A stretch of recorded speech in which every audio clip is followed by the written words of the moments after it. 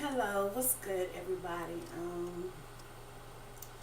It's been a while since I've done a video or anything, but today we're gonna do something about that. There's a new piece that I have called Bloodwords, and it's from my 30-30 challenge. And personally, it just means a lot to me. But either way, we're not gonna procrastinate. We're just gonna get into this, okay?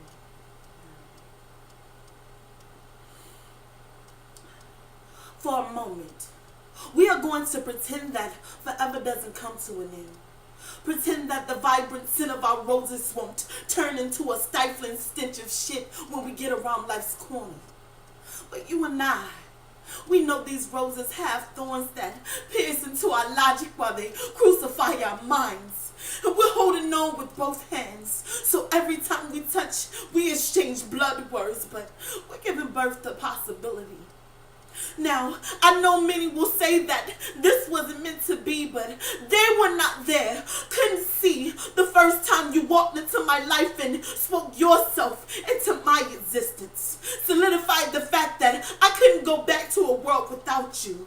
You even had the nerve to etch that shit in stone as if you knew you had the power to do so. Etching with lightning rods of acceptance, taking who I am and who I was with some type of godlike love in the form of man, which is not easy considering. I know loving me is some twisted form of suicide because pieces of you will die too when I'm gone, but baby, you know everything about this feels like home. Yet, as beautiful as it may seem, we both know this will end tragically, and that's my struggle. Many will say, what right did she have to make him love her, knowing that she would soon turn into a painful memory, a ghost in your haunted house of horrors? They will say, why didn't they just face the truth, but whose truth are they talking about anyway?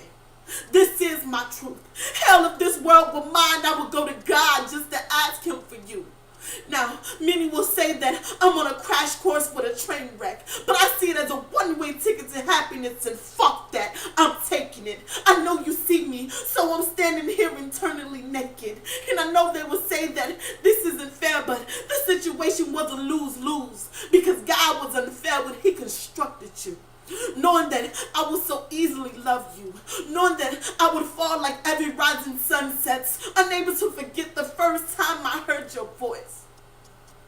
So let them say that this was never meant to be, because they were not there, couldn't see, and damn it, I know my forever land is only temporary, but I will share it with you for as long as I can, scrolling my insides across uncharted seas and scattered skies. And ironically, unlike me, these blood words will never die.